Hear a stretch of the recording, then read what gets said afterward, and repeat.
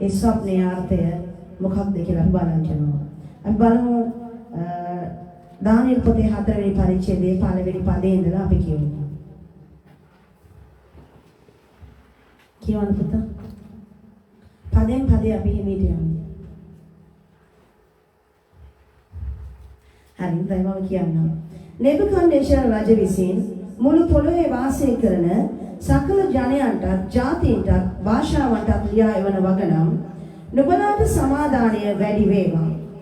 මහෞත්තම දෙවියන් වහන්සේ මා උදෙසා කළ ලකුණු සහ ආශ්චර්යයන් දන්වන්නට ප්‍රසන්නව සිටිමි. නෙබුකද්නෙසාර කියලා කියන්නේ අපි දකිනවා ලෝක ඉතිහාසයේ සිටියා වූ ඉතාම බලවත් රජ කෙනෙක්. ඔහු අධිරාජ්‍යවරයෙක්. ඔහුගේ යටතේ බොහෝ රටවන් පාලනය වුණා.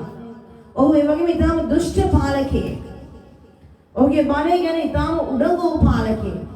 ඉතින් මේ නෙබුකද්නෙසාර රජතුමාගේ අපි දානියෙල් පොතේ කියවනකොට දානියෙල් වහල්කමට හසු වෙලා ගිහිල්ලා මේ නෙබුකද්නෙසාර රජතුමාගේ රජවාසලේ ඔවුන් සිටින විට අපි දකිනවා දානියෙල් පළවෙනි පරිච්ඡේදය අපි පෙරලා බැලුවොත් යුදාහි රජු යෙහෝවා යාකීම්ගේ රජකම් කිරීමේ 3 වෙනි අවුරුද්දේදී බබිලෝනීය රජු නෙබුකද්නෙසාර රජ යෙරුසලමට ඇවිත් ඒක වටලා ගත්තේය.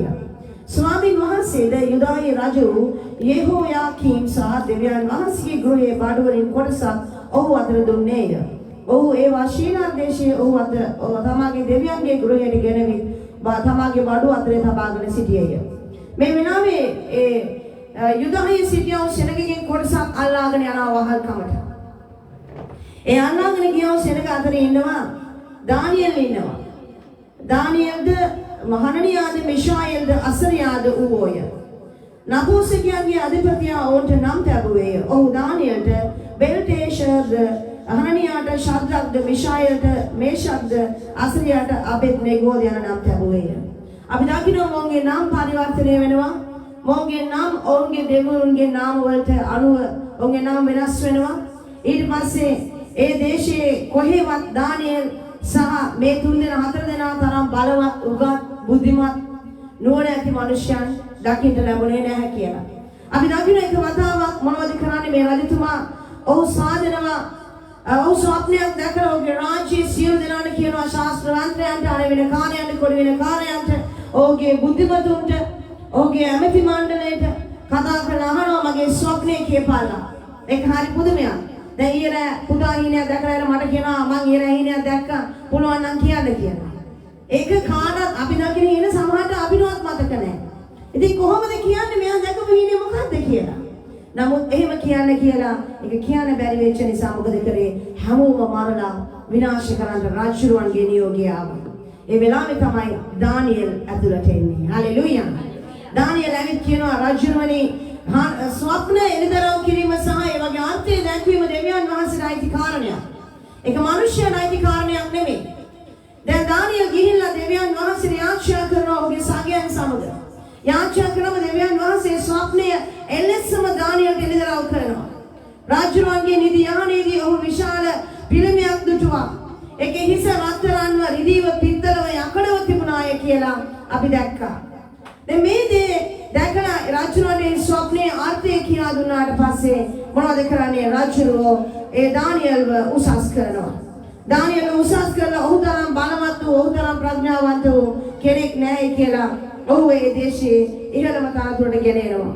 එකල රජ දානියෙල් උතුම්කට මහත් වූ බොහෝ තෑගි ඔහුට දී ඔහු මුළු බාබිලෝන පළාත කෙරෙහි ආණ්ඩුකාරයාද බාබිලෝනයේ සියලු ශාස්ත්‍රවන්තයන් කෙරෙහි ප්‍රධාන අධිපතියාද කළේය. දානියෙල්ව උසස් කරනවා.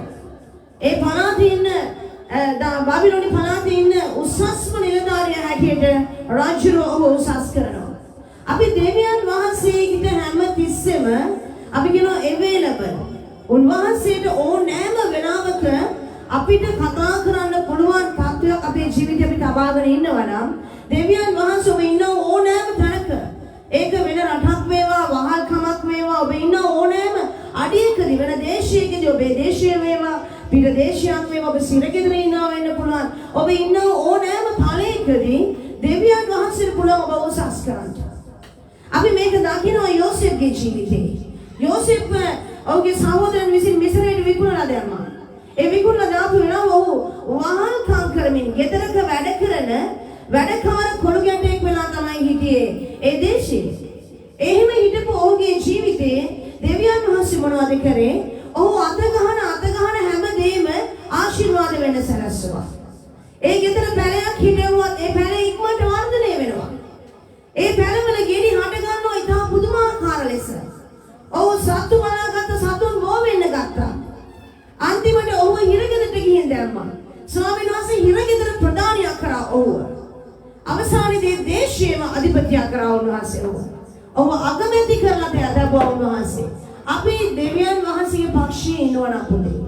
මේක තමයි අද දවසේ අපි ඉගෙන ගන්නට ඕනේ. අපි මේ පාඩම තුලින් අපි ඉගෙන ගන්න යන්නේ උඩඟුකම. උඩඟුකම දෙවියන් වහන්සේට දරන්නට බැරි දෙයක්. දෙවියන් වහන්සේ ඉවසන්නේ නැති දෙයක් තමයි උඩඟුකම. මනුෂ්‍යගේ ලොකුකම. පුරාශේරුව, පුරසාලම් දෙඩීම. Taman ගැන ඕනවට වඩා කතා කිරීම. Taman ඕනවට වඩා උසස් කිරීම. Taman කවුද? එච්චරයි කල්පනා කරලා බලන්න. මනුෂ්‍යයා කියන්නේ කවුද? නාස්පුඩු වල තිබෙන හුස්ම ගියා කියන්නේ ගඳ ගහලා කුණු වෙලා පණුව ගහලා ඕජස් ගන්න ශරීරයක් හිමි මිනිස්සේ. මේ මිනිස්යාට මොනවද මේ ජීවිතේ උඩඟුවට පුරාශේරුවට Taman ගැන කියා පාන්න තිබෙන්නේ මොනවද?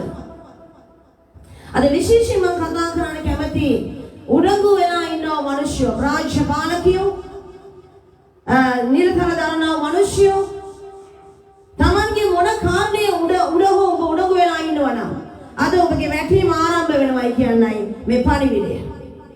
ස්වාමීන් වහන්සේ මේ නෙබුකද්නේසර් රජුගේ උඩඟුකම තුල ඔබ ගෙනාවා වූ පහත ඔබට මම දවසේ පෙන්වා දෙන්න යනවා. මේ දේවල් අසන විට ඔබ මොනවද ඔබට වෙන්න ඕනි?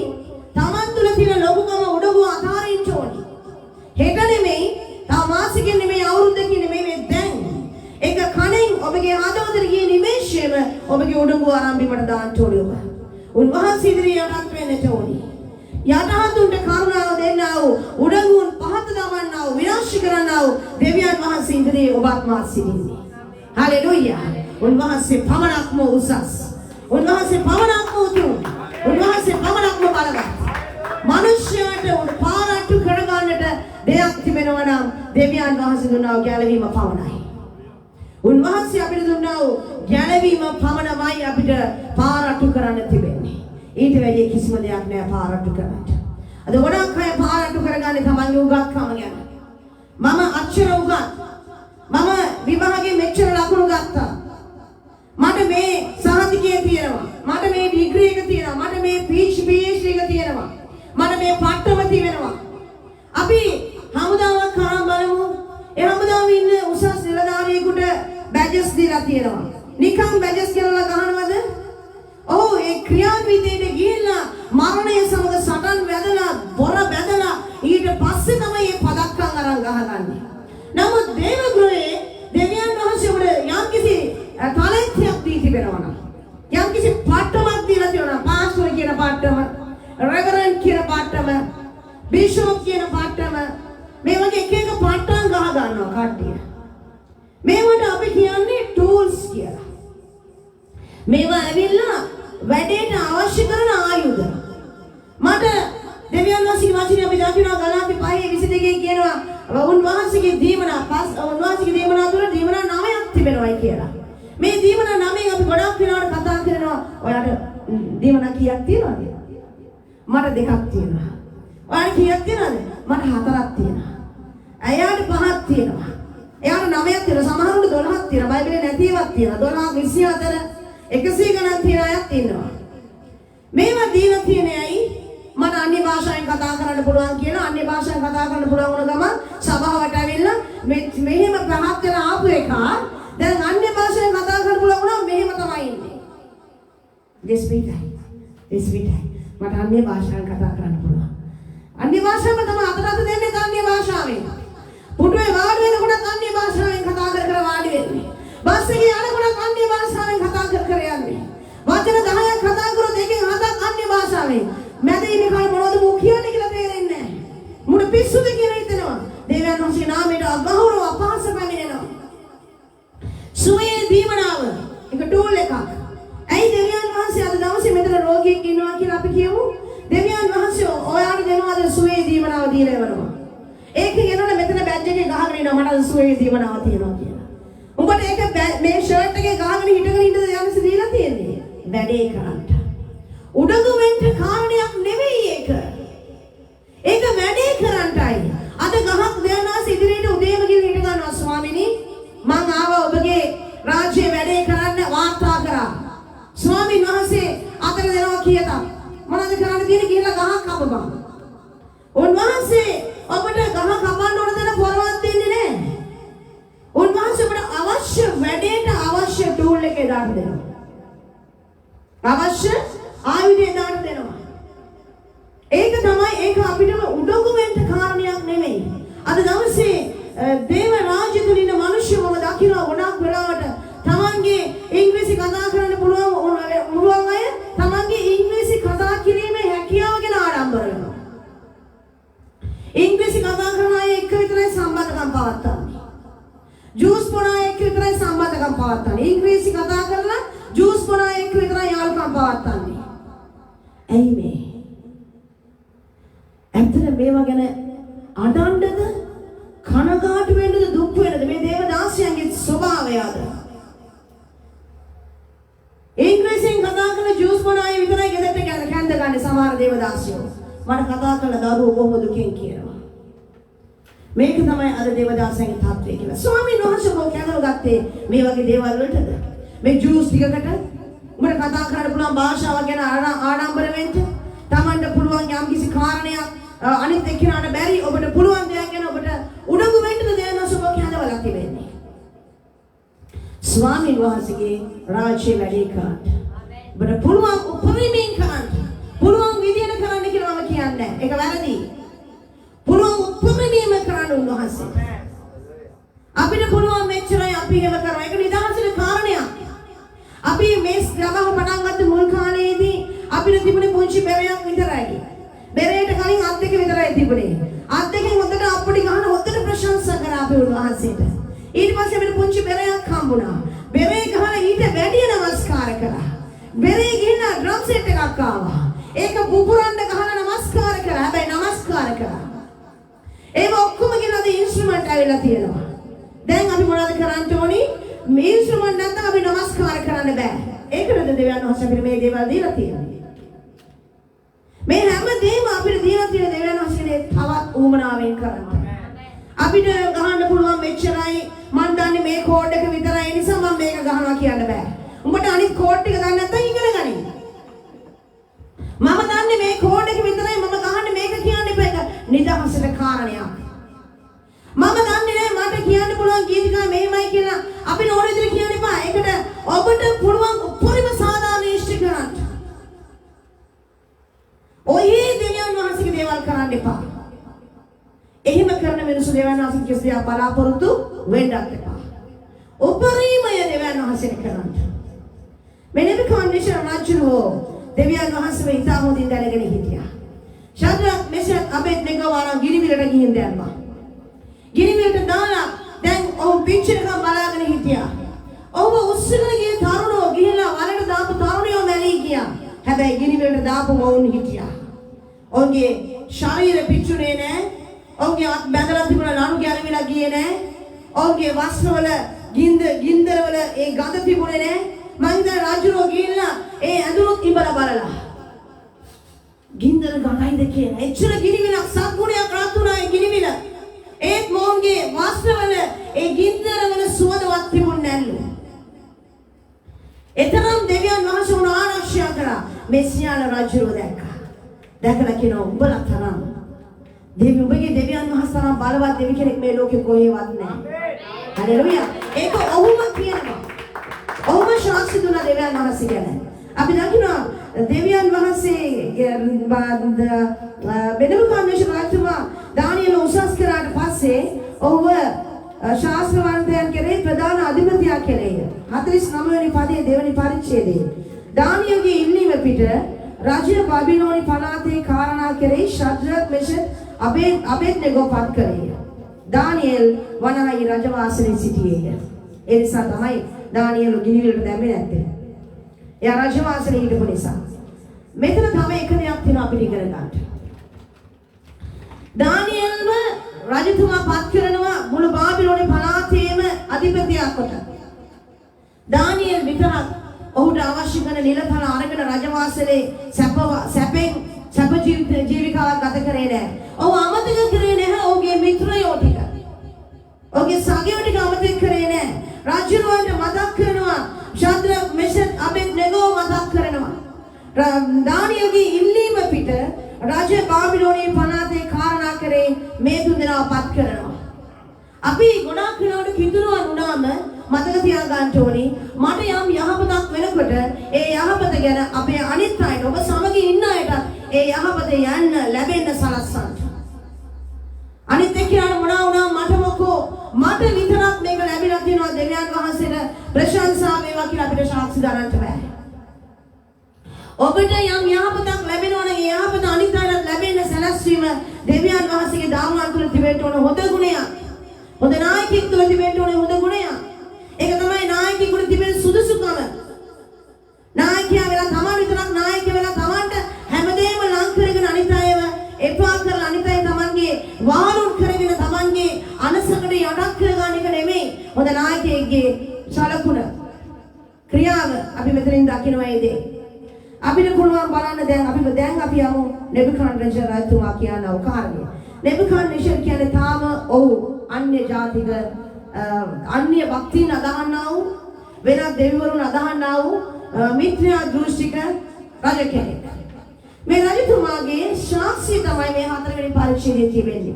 මේ මුළු බයිබලයේ පුරාවටම එක පරිච්ඡේදයක් දීලා තියෙනවා. දෙවියන් වහන්සේව දන්නේ නැති මිත්‍යා දෘෂ්ටික රජ කෙනෙක් ඔහුගේ ශාස්ත්‍රය දේව වචනේ සඳහන් කරලා තියෙනවා. කවුරුන් කියවන්න පුතේ මොකද මට පොඩි අකුරු පෙන්නේ. කියවන්න. හතරවෙනි පරිච්ඡේදයේ පළවෙනි පදයෙන් ඉඳලා මම නතර කරන්න කියනකොට ඔයගොල්ලෝ නතර කරන්න. කියවන්න. දානියෙල් හතරවෙනි පරිච්ඡේදයේ පළවෙනි පදය. නෙබුකඩ්නේසර් රජු විසින් මුළු පොළවේ වාසය කරන සකල ජනයන්ටත් ජාතීන්ටත් භාෂාවන්ටත් ලියා එවන වගනම් නුඹලාට සමාදානය වැඩි වේවා. මහෝත්තම දෙවියන් වහන්සේ මා උදෙසා කළ ලකුණු සහ ආශ්චර්යයන් දන්වන්නට. දැන් මොහු මේ ස්ථානේ කතා කරන්නේ කොහොමද දන්නවද? නෙබුකඩ්නේසර් රජු විසින් මුළු පොළවේ වාසය කරන සකල ජනයන්ට ජාතීන්ට භාෂාවන්ට ලියා එවන වගනම් නුඹලාට සමාදානය වැඩි වේවා. හලෙලූයා. ඔව් කියන මුළු පොළවේ වසන සෑම ජාතියකම හැම භාෂාවකින්ම මේ ශාස්ත්‍රීය පරිවර්තනය වෙලා යන්නට ඕනේ. නුඹලාට සමාදානය වැඩි වේවා. මහෝත්තම දෙවියන් වහන්සේ මා උදෙසා කළ ලකුණු සහ ආශ්චර්යයන්ට ප්‍රසන්නව සිටිමි. උන්වහන්සේගේ ලකුණු කොපමණ මහත්ද? හලෙලූයා. අපිට මේ වගේ ශාස්ත්‍රයක් මේ පොළවේ වෙන කිසි කෙනෙක්ගෙන් රාජ්‍ය පාලනය කරන පාලකයෙකුගෙන් මෙවැනි ශාස්ත්‍රයක් අසන්න ලැබිලා නැහැ මේ වෙනතුරු. දෙවියන් වහන්සේ ගැන මේ වගේ ශාස්ත්‍රයක් මම හිතන්නේ නෙබුකඩ්නේසර් රජතුමාගේ ශාස්ත්‍රය මේ පොළවේ කිසි රජ කෙනෙක්ගෙන් අපිට අහන්න ලැබිලා නැහැ ඒ ශාස්ත්‍රය. ඔව් කියනවා උන්වහන්සේගේ ලකුණු කොපමණ මහත්ද? උන්වහන්සේගේ ආශ්චර්යය කොපමණ බලවත්ද? උන්වහන්සේගේ රාජ්‍ය සදාකාල රාජ්‍යයක්. උන්වහන්සේගේ ආණ්ඩුව පරම්පරාවෙන් පරම්පරාවට පවතින්නේය. නෙබුකඩ්නේසර් වන මම මාගේ නිවසේ සුවසේද මාලිගාවේ සැපතින්ද සිටියේදී මට බය ඉපදී වූ ස්වප්නයක් දුටුවෙමි. මාගේ යානයේදී පැමුණු මාගේ සිටිවිලිද මාගේ හිසේ දර්ශනයේද මා කැළඹෙව්වේය. නැවතත් ඔහු ස්වප්නයක් දකිනවා. නැවතත් ඔහු වියනයක් දකිනවා.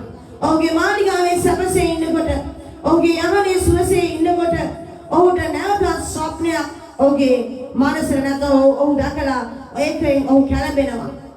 ඔහුගේ සිටිවිලි කැළඹුණා කියනවා. මාගේ හිසේ දර්ශනයේද මා කැළඹෙව්වේය. එවිට ස්වප්නයේ අර්ථය මට දන්වන පිණිස බාබිලෝනයේ ශාස්ත්‍රවන්තයන් මා ඉදිරියට පවුනවන්ට ආශ්‍යා කළෙමි. නැවත වතාවක් අර ශාස්ත්‍රවන්තයන්ට අඬ ගහලා අරිනවා. අර අණවිනකාරයන්ට, කොඩිවිනකාරයන්ට, බුද්ධිමතුන්ට ඇවිල්ලා කියනවා මම ස්වප්නයක් දැක්කා. ඒක නුඹලා ඒ අර්ථය මට කියන්නට ඕනේ. එකල මන්ත්‍රකාරයෝද අනිවිල කාර්යෝද කල්දිවරුද පේන කියන්නෝද ආවෝය. මම ඔවුන් ඉදිරියේ ස්වප්නයේ කීවෙමි. එහෙත් එහි අර්ථය වුන් මට පෙන්වා දුන්නේ නැත. අපි කලින් වතාව දැකපු ස්වප්නයේ මේ ස්වප්නයේ විශාල වෙනසක් තියෙනවා කියලා ඔයගොල්ලන්ට පේන්නේ නැද්ද? කලින් වතාවේ රජතුමා දැකපු ස්වප්නය ඔව් කිව්වේ නෑ දැක්කේ මොනවද කියලා. ඔව් ඒ ශාස්ත්‍රවන්තයන්ට ඒ පේන කියන්නන්ට ඒ අනවිලි කාර්යයන්ට කිව්වා මම ස්වප්නයක් දැක්කා. උඹලා ඒ ස්වප්නයක් කියන්න ඕනේ අර්ථයක් කියන්නට ඕනේ. ඔව් කිව්වා රජුණනි ඔබ ස්වප්නය කියන්න අපි අර්ථය කියන්න. ඔබ ස්වප්නය කියන්නේ නැතුව අපිට අර්ථය කියන්න කියලා කිව්වොත් ඒක අපි කොහොමද කරන්නේ? මෙච්චර කාලයකට මේ පොළවේ හිටියව කිසිම රජ කෙනෙක් කිසිම කෙනෙක්ගෙන් ඒ වගේ අහලා නැහැ. ඒ වගේ දෙයක් කාටද කරන්න පුළුවන්? ඔබ දැක්කම ස්වප්නේ අපි කොහොමද කියන්නේ? ඒක නිසා කරුණා කරලා ඔබ ස්වප්නේ අපිට කියා දෙන්න. අපි ඔබට අර්ථය පෙන්වා දෙන්නම් කියලා කිව්වා. දැන් එතනදී ඔවුන් ෆේල් වුණා. දැන් මෙතනදී රජුලෝට හීනේ කියනවා. කලින් හීනේ කිව්වේ නැහැ. හීනේ කියපුවා මෙතනදී ස්වප්නේ කියනවා. දැන් උන් කිව්වනේ ස්වප්නේ කිව්වොත් අපි ඔබට කියලා දෙන්නම් කියලා. දැන් ස්වප්නේ කියනවා. ඒක කියවන්න 7 වෙනි පදය. අන්තිමේදී මාගේ දිව්‍යන් වහන්සේගේ නාමයෙන් ලෙස 7 වෙනි පදය. ආඥා කළෙමි. එකල මන්ත්‍රණකාරයෝද අනිවිණකාරයෝද කල්දිවරුද පේන කියන්නෝද ආවෝය. මම ඔවුන් ඉදිරියේ ස්වප්නය කීවෙමි. මම ඔවුන් ඉදිරියේ ස්වප්නය කීවෙමි. එහෙත් එහි අර්ථය ඔවුන් මට පෙන්වා දුන්නේ නැත. දැන් ස්වප්නේ එළිදරව් වෙලා තියෙනවා. ස්වප්නේ කාරණේ කියලා තියෙනවා. දැකපු දේ කියලා තියෙනවා. නමුත් ඔවුන්ට ඒ දේ පෙන්වා දෙන්නට බැරි වුණා. අද මිනිස්සු මොනතරම් උගත් කියලා කිව්වත් පුතේ මොනතරම් විද්‍යාව දිනුනුයි කියලා කිව්වත් අද මිනිස්සු කියන එක නේද එක ආගම් අනුකූලව ඒගොල්ලන්ට කාලය බලලා ඉර දැකලා අඳ දැකලා නැත්තම් ග්‍රහ ලෝකයන් වටේ තබාගෙන ඒ අයගොල්ලන්ගේ ආගමික භක්තියන අනුව එක විදිහට මේගොල්ලන්ට එක දේවල් කරන්න පුළුවන්කම තියෙනවා. නමුත් මේ ශාස්ත්‍රවන්තයන්ටවත් මේ අනවිනි කාර්යයන්ටවත් මේ මන්ත්‍රණකාරයන්ටවත් මන්ත්‍රණකාරයෝ කියන්නේ මන්ත්‍ර කරන අය නෙමෙයි. ඔවුන් තමයි බුද්ධියෙන් බොහෝම ප්‍රඥාවන්ත මිනිස්සු. රාජ්‍යවන්ට උපදෙස් දෙනවා. දැන් අපේ ජනාධිපති උපදේශක. එයා තමයි ජනාධිපතිතුමාට සියලු කාරණා ගැන උපදෙස් දෙන්නේ. ඒ වගේ රාජ්‍යවන්ට ඉන්නවා ඇමති මණ්ඩලයක්. ඒකේ ඉන්න කෙනෙක් තමයි යාට උපදෙස් දෙන්නේ. ඉතින් මේගොල්ලෝ තමයි මේ ප්‍රඥාවෙන් පූර්ණ අය මේ මුළු පළාතෙම ඉන්න. ඔවුන්ට මේ කාරණය කියා දෙන්නට බෑ. දෙවියන් වහන්සේ යම් කාරණයක් එල්දරව් කරන්නේ නැතිනම් ස්වාමීන් වහන්සේ ඒ දේ කාටවත් දෙන්නේ නැත්නම් මේ පොළොවේ ඉන්න කිසි කෙනෙකුට කියන්න බෑ මට පුළුවන් ඒකට අර්ථය දෙන්න කියලා. ඒක ස්වාමීන් වහන්සේ විසින් එල්දරව් කරන්නට ඕනේ. ඉතින් ඔවුන්ට ඒ ස්වප්නයේ අර්ථය පෙන්වා දෙන්නට බැරි වුණා. අන්තිමේදී මාගේ දෙවියන්ගේ නාමය ලෙස බෙල්ටේෂර් නම් වූ සුදු දෙවියන්ගේ ආත්මය ඇත්තා වූ දානියෙල් මා ඉදිරියට ආයේය. මම ඔහු ඉදිරියේ ස්වප්නයේ මෙසේ කීවෙමි. මායාකාරයන්ගේ ප්‍රධානියා වූ බෙල්ටේෂර් සුදු දෙවියන්ගේ ආත්මය නුඹට තිබෙන බවත් කිසි රහසක් විසඳීමට නුඹට අමාරු නොවන බවත් දනිමි. එබැවින් මාදුරු ස්වප්නයේ දර්ශනයේ එහි අර්ථයද මට කියාපන්න. මාගේ යහනේදී පැමිණි වාගේ හිසේ දර්ශනය මෙසේය. බොහෝ උස ඇති ගසක් පොළොව මැද සිටිනවා දුටිමි. ඒ ගස වැඩි ශක්තිමත්ව තිබුණේය. ඒකේ උස අහස දක්වා විය. ඒක මුළු පොළවේ කෙළවරට පෙරුණේය. එහි කොළ ශෝභනව එහි ඵල බොහෝ තිබුණේය. ඒ තුල සියල්ලන්ට ආහාර තිබුණේය. ඒක යටේ වනයේ මුර්ගයන්ට සෙවණ තිබුණේය. ඒකේ අතුවල පහක් ආකාශයේ පක්ෂියෝ ලැබුවෝය. සියලු සත්වයන්ට එයින් කෑම ලැබුණේය. මාගේ යහනේදී පැමිණි මාගේ හිසේ දර්ශනවලදී මා බලා ඉන්න අතර සුදු රැකවලෙක් අහසෙන් බැස්සේය. මොහු මොරගසා කෑ ගසමින් ගහ කපා දමා පල්ලා. ඒකේ අතුත් කපා ඒකේ කොළ සලවා දමා ඒකේ ඵල විසුරුවා පල්ලා. මුර්ගයෝ ඒකේ අටින්ද පක්ෂියෝ ඒකේ අතුවලින්ද අහක් හොයත්වා. එහෙත් ඒකේ මුලේ කඳට යකඩ සහ පිත්තල බැම්මක් දමා පොළවේ වනයේ තුන අතරේ තිබෙන්න හැරපල්ලා. ඒක අහසේ පිනිවලින් තෙමේවා. මේ වෙනකන් කතා කරන්නේ ගහක් පිළිබඳවයි. රාජ්‍යරෝ දකින්න විශාල ගහක් අතු පිරීලා කොළ පිරීලා ඒක මුළු පොළොවටම විහිදෙනා ගිය විශාල වෘක්ෂයක් ඔහු දකිනවා. ඒ වෘක්ෂය යනතේ මේ පොළොවේ වාසය කරන සියලු සකල ජාතින්ද සතා සිව්පාවන්ට සියල්ලන්ටම කන්නට පෝෂණය වෙන්නට ආහාර තිබෙනවා. ඒක දැක්කම ඊට පස්සේ දකින්න අහසින් රැකවලේ දේව දූතයෙක් බහැලා කියනවා මේ ගහ කපා දමා පල්ලා. ඒ ගහ යට ඉන්නව මිනිස්සු සතු හැම කෙනෙක්ම එයාට එනවා දමා පල්ලා. ගහ කපලා දැම්ම දැන් ගහේ තියෙන කඳ ඒ කඳ කොටස කපපුවේ මුලට සම්බන්ධ වෙච්ච කඳ මේ කඳ වට කරලා බැම්මක් දාලා බැඳලා ආරක්ෂා කරන්න කියලා ඒ දේව දූතයා මොරගසලා කියනවා මොහුට ඇහෙනවා. මේ වෙනකන් අපි දැක්කේ ගහක් පිළිබඳව කතා කරනවා. 15 වෙනි පරිච්ඡේදයේ අවසාන භාගයට ඇවිල්ලා බී කොටස අපි දකින්නකොට කියනවා එතනදී මොනවද කියන්නේ? එහෙත් ඒකේ මුලේ කඳට යකඩ සහ පිත්තල බැම්මක් දමා පොළවේ තුන අතරේ තිබෙන්නට හැරපල්ලා. ඒක අහසේ පිළිවෙලින් තෙමේවා. මේ කතා කරන්නේ ගහේ මුල ගැන කඳ ගැන. දැන් එතනින් යාට ඉක්මනට එක වෙනස් වෙනවා. ඔහුගේ කොටස මුර්ගයන් සමග පොළවේ තනකොළ අතරේ තිබේවා. දැන් මේ කතා කරලා තිබෙන්නේ ගහක් ගැනද? නෑ. මේ දැන් කතා කරන්නේ මිනිස්සෙක් ගැන. මිනිස්සුන් ආදේශ කරන ඒ ස්වප්නය දෙවියන් වහන්සේ උඩ පෙන්නුවා. මේ කතා කරන්නේ ගහක් ගැන නෙමෙයි උන්වහන්සේ. මේ කතා කරන්නේ මිනිස්සු ගැන යම් රාශියක් ගැන කතා කරනවා. ඔහුගේ කොටස මූර්ජයන් සමග පොළවේ තනකොළ අතරේ තිබේවා. ඔහුගේ සිත මනුෂ්‍ය සිතක් නොවන හැටියට වෙනස් වී මූර්ග සිතක් ඔහුට ලැබී එසේ ඔහු කාලවත් සතක් පසු කෙරේවා. කාලවත් සතක් ඔහු පසු කරන්නට ඕනි. ඔහුට මනුෂ්‍ය සිත පහ වෙලා ගිහිලා මූර්ග සිතක් ඔහු තුළට පැමිණෙනවා. මනුෂ්‍යයන්ගේ රාජ්‍ය කෙරේ මහෝත්තමයන් වහන්සේ බලය පවත්වා තමන් කැමති කෙනෙකුට ඒකදී මනුෂ්‍යයන්ගේ නීච කෙනෙකු නමුත් ඒක කෙරේ පත් කරන බව ජීවත්ව සිටින අය දැනගන්න පිණිස මේ තීන්දුව රැකවරුන්ගේ නියමයෙන්ද මේ ආඥාව සුදු තනතන්ගේ වචනයෙන්ද වන්නේ යයි කීවේය. මේක තමයි ස්වප්නය. දානියෙල් මම නිදාගෙන ඉන්නකොට දැක්කා ලොකු ගහක්. ඒ ගහ මුළු පොළොව කනාම වීදිලා ගිහින් තියෙනවා. ඒ ගහේ තිබුණා වූ ඒ සෙවණින් මිනිස්සු ජීවත් වුණා. ඔවුන්ට කන්න බොන්න සතා සිව්පාවුන්ට ජලය මේ හැම දෙයක්ම තිබුණා. යහපත් තිබුණා මේ ගහට නැත්තම් මේ රුෂියට එකපාරම ඇවිල්ලා කියන මේ කපලා විනාශ කළ දාපන්. හැබැයි මේකේ ඒ කොටස නැත්තම් කඳ කොටස ආරක්ෂා කරපන් කියලා කියනවා. මේකේ අර්ථය මොකක්ද කියලා අපි කියමු 18 වෙනි පදය. මේ ස්වප්නය නෙබුකද්නේසර් රජවන මම දුටිමි. මේ ස්වප්නය නෙබුකද්නේසර් රජවන මම දුටිමි.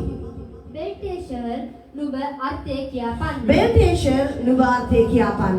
මක්නිසාද මට අර්ථය දන්වන්නට මාගේ රාජ්‍යයේ සියලු ශාස්ත්‍රවන්තයන්ටත් බැරිය. මක්නිසාද මට අර්ථය දන්වන්නට රාජ්‍ය සියලු ශාස්ත්‍රවන්තයන්ට බැරිය. නමුත් සුදු දෙවිවරුන්ගේ ආත්මය නුඹට තිබෙන නිසා නුඹට නම් පුළුවන්. එකල බෙල්ටෙෂර් නම් දානියෙල් මොහොතක් පමණ මොකද කියන්නේ විශ්වපත්ව හිඳ තමාගේ සිටුවිලි නිසා කැළඹුණේය. දානියෙල්ට මේ ස්වප්නය කිව්වා. ස්වප්නයේ අර්ථය දෙවියන් වහන්සේ දානියෙල්ට එළිදරව් කරා. ඒ ස්වප්නයේ අර්ථය එළිදරව් වීම නිසා දානියෙල් කැළඹුණා. දානියෙල් දැන් කල්පනා කරනවා මේක කොහොමද මම රජුවන්ට කියන්න යන්නේ?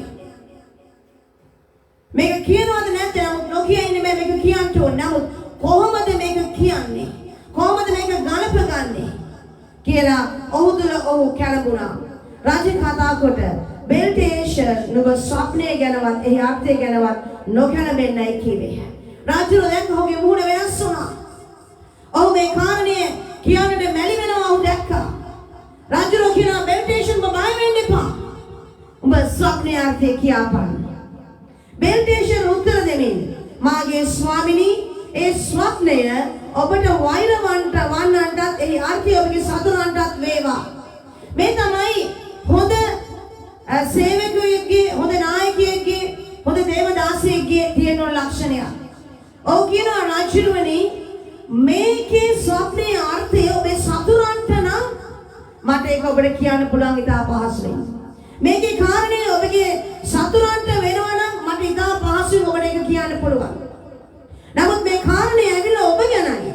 ඔබ පිළිබඳවයි ස්වාමීන් වහන්සේ මෙතන කතා කරලා තිබෙන්නේ. ඒ නිසා මම මේක ඔබට කියන්නේ කොහොමද කියලා තමයි ඔව් කියන්නේ. රාජ්‍යනේ බුදුතුමා වැඩි ශක්තිමත් වී අහස දක්වා උස්ස තිබුණා මුළු පොළොවට පෙනුණා වූ ශෝභන කොළද බොහෝ පළද සියල්ලන්ට කැමද තිබුණා වූ වනයේ මුර්ගයන් වාසය කළා වූ ආකාශ පක්ෂීන් läග්ගා වූ ගසනම් මහත්ව බලවත්ව සිටින ඔබමය. රාජ්‍යනේ ඒ ගහ වෙන කවුරුත් නෙමෙයි. ඒ ගහ ඔබමයි. තවද සුදු රැකවලේ ඒක අපි කියවද මහත් බලවත් සිටින ඔබමයි ඔබගේ මහත්කමද වැඩි තිබේ. ඒ අහස දක්වා ඔබගේ ආණ්ඩුව පොළවේ කෙළවර දක්වා ඇත්තේ. තවද සුදු රැකවලේ අහසින් බැස කතා කොට ඒකේ මුලේ කඳට යකඩ සහ පිත්තල බැම්මක් දමා පොළවේ වනයේ තුන අතරේ තිබෙනට හැරපල්ලා ඒක අහසේ පිරිවලින් තෙමේවා. ඔහු කාලවල් සතා පසු කරතුරු ඔහුගේ කොටස වනයේ මූර්ගයන් සමග වේවයි කියනවා. රාජ දුටු බැවින් රාජ්‍යවලි අර්ථය මෙසේය. ස්වාමියෝ මාගේ ස්වාමියෝ රාජ්‍යවන්ට පැමිණ තිබෙන මහෝත්තමයන්ගේ නියමයේද මෙසේය. මේක දෙවියන් වහන්සේගේ නියමයක් රාජ්‍යයන් කෙරේ පැමිණ තිබෙන්නේ. ඔබ මිනිසයන් වෙතින් පාන්වනු ලබන්නේය. මොනතරම් බලවත් රජෙක් වුණත්, මොනතරම් බලවත් පාලකයෙක් වුණත්, ඔබගේ පක්ෂයේ මොනතරම් මිනිස්සු හිටියත්, ඔබගේ රාජ්‍ය පාලනය මොනතරම් රට පුරා වීදියකින් තිබුණත්, දෙවියන් වහන්සේ ඔබ පාන්නන්න ඕනේ කියලා හිතන වෙලාවට උන්වහන්සේ ඔබ පාන්නලා දානවා. කිසි කෙනෙකුට ඒක නතර කරන්න බෑ. මේක දෙවියන් වහන්සේගේ නියමය. ස්වාමීන් වහන්සේ උඹ කෙරෙහි දමා තිබෙන නියමය මේකයි. මේ ස්වාමීන් වහන්සේගේ නියමෙද මෙසේය. ඔබ මිනිසයන් වෙතින් පන්වනු ලබන්නේය. ඔබගේ වාසයේ වනයේ මූර්ගයන් සමග වන්නේය. ගවයන්ට මෙන් ඔබට තෘණ කවුරු ලබන්නේය. ඔබ අහසේ පින්නෙන් තෙමෙන්නේය. රාජ්‍යරුවනි ඔබගේ රාජ්‍යයෙන් පන්වා දමනු ලබනවා. ඔබගේ වාසයේ මීට පස්සේ රජමාලිගාවේ නෙමෙයි. මීට පස්සේ ඔබ වාසය කරන්න යන්නේ වනාන්තරයේ. සත්තු එක්ක මුර්ගයෙක් හිටියන්නේ. මීට පස්සේ ඔබ කන්න යන්නේ රාජභෝජුන් නෙමෙයි. ඔබට කන්න වෙන්නේ තනකොළ. සතුන් උලා කන්නක් මෙන්න ඔබට තනකොළ උලා කන්නට සිද්ධ වෙනවා. ඔබ කාලවත් සතක් පසු කරන්නට යනවා. ඔබ තුන කවුරු ලබන්නේ ඔබ අහසේ පින්නෙන් තෙමෙන්නේය. අහසේ පින්නෙන් ඔබ තෙමෙන්නට යනවා. මෙසේ මනුෂ්‍යන්ගේ රාජ්‍ය කෙරෙහි මහෝත්තමයන් වහන්සේ බලය පවත්වා කැමැති කෙනෙකුට ඒක දෙන බව ඔබ දැනගන්න තුරු ඔබ කාලවල් සතක් පසු කරනවා ඇත. ඔබ දැනගන්න ඕනි දෙවියන් වහන්සේ උන්වහන්සේ කැමැති ඕනෑම කෙනෙකුට පාලනය දෙන බව. මේක අද ලෝකයේ පාලනය කරන පාලකයන්ට මේ කතා කරන්නේ ඍජුව පාලකයන්ට ඕනෑම ශ්‍රේෂ්ඨයක රාජ්‍ය පාලකයන්ට ආයතන ප්‍රධානීන්ට නිවෙස් පාලනය කරන අයට සභා පාලකයන්ට ඕනෑම කෙනෙකුට දෙවියන් වහන්සේ මේ පාලනය කරන පාලකයන්ට කතා කරනවා. ඔබ දැනගන්න ඕනේ. හැමදාම දෙවියන් වහන්සේ නිහඬව ඉන්නේ නැහැ. දෙවියන් වහන්සේ හැමදාම නිශ්චලව ඉන්නේ නැහැ. ඔබ කරන හැමදේම කරපන් කියන උන්වහන්සේ කරන්නන්න නිකන් ඉන්නේ නැහැ. උන්වහන්සේගේ නියමය බැසෙනකොට අතිමාත්‍රස භයංකර ලෙස එක බැසෙන්න යනවා. ඔබ පන්නා දමන ලබන්න ඔබ පාත් කරපු මිනිස්සුම ඔබ පන්නලා දාන්න යනවා. ඔබ පෙරහැරින් ගෙනාවු මිනිස්සුම පෙරහැරින් පන්නලා ඔබ වනාන්තරයට අරින්න යනවා. ඔබ තනකොළ උලා කන්ට යනවා. ඔබගේ ඔළුව පින්නෙන් දෙමෙන්ට යනවා. දෙවියන් වහන්සේ පමණක්ම මේ ලෝකේ පාලනය කරනවා කියලා ඔබ දැනගන්න අතුරු මේක ඔබට වෙන්න යනවා. ඔබ කාලවල් සතක් පසු කරනවා ඇත. අවුරුදු 7ක් ඔබ පසු කරන්න ඕනේ.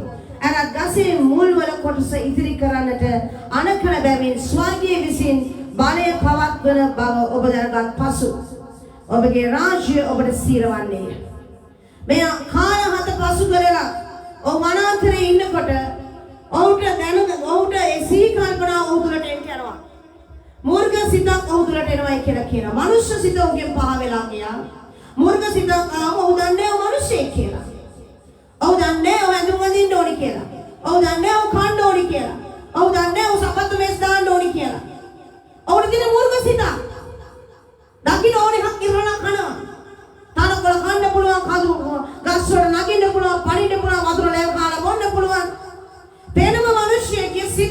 මෝඩයෙක්ගේ. මේ මූර්ඛ සිත ටිකක් එක වනාන්තරයට යනවා. නම කාලවත් සදා පසු කරාට පස්සේ ඔහුට පීරිසිය පැමිණෙනවා නැවත. එතකොට ඔහු කල්පනා කරනවා දෙවියන් වහන්සේම දෙවියන් වහන්සේ. හalleluya. උන්වහන්සේ ඕන කෙනෙකුට උන්වහන්සේ රාජ්‍ය පාලනය දෙනවා. මේක අල්ලගෙන ඉන්න මේක බලය පවත්වන්න පුළුවන් මිනිස්සුන් නෙමෙයි දෙවියන් වහන්සේ. රාජවරු පත් කරන්නේ පා කරන්නේ දෙවියන් වහන්සේ. හalleluya. සමාන හේතුකට දෙවියන් වහන්සේ යහපත් පාලකයෝ ගේනවා අයහපත් පාලකයෝ ගේනවා. යහපත් පාලකයෝ ගේනවා සමහර විට දේශීය සඵලත්වය වෙනුවෙන් අයහපත් පාලකයෝ ගේනවා විනිශ්චය වෙනුවෙන්. අද ගොඩක් මිනිස්සු අහනවා ඇයි දෙවියන් වහන්සේ අපිට මේ වගේ පාලකයෝ දුන්නේ? දෙවියන් වහන්සේ ඉන්නවනම් ඇයි මේ වගේ පාලකයෝ පත් වෙලා ආවේ? නෑ. දෙවියන් වහන්සේ වැනි පාලකයෝ පත් කරේ නෑ. ඔබ පත් කරගත්තා. ඔබ කැමැත්තෙන් පත් කරගත්තා. අපි දකිනවා දෙවියන් වහන්සේගේ වචනේ ඊශ්‍රායල් සෙනග දෙවියන් වහන්සේ ඔවුන්ගේ රජ වෙලා හිටියා. මොවුන් මනෝ වටේ ඉන්න ලෝකවාදී ඇස්ස කැරලා හැම ලෝකේ ඉන්න හැම රටකටම ඉන්නවා රජවරු. ඒ රජුරුවන්ගේ පස්සෙන් යන්න කොල්ලෝ ඉන්නවා. අශ්ව කරත් යනවා, පෙරහැරවල් ඉස්සරහ යනවා, රජුරෝ කරත් නැගගෙන පෙරහැරින් යනවා. ඉතින් මේගොල්ලෝ බැලුවා මේ රජවරු ගිහිලා යුද්ධ කරනවා, සටන් කරනවා, එක එක ගොඩ නගනවා. අපිට රජෙක් හිටියොත් හොඳයි. ගිහිලා කිව්වා සාමයට අපිට රජෙක් ඕනි. කවුද ඕනි? රජෙක් ඕනි. මේගොල්ලෝ තේරුම් ගත්තේ නෑ මොවුන් සමග ඉන්නේ රජුන්ගේ රජුරෝ. හalleluya.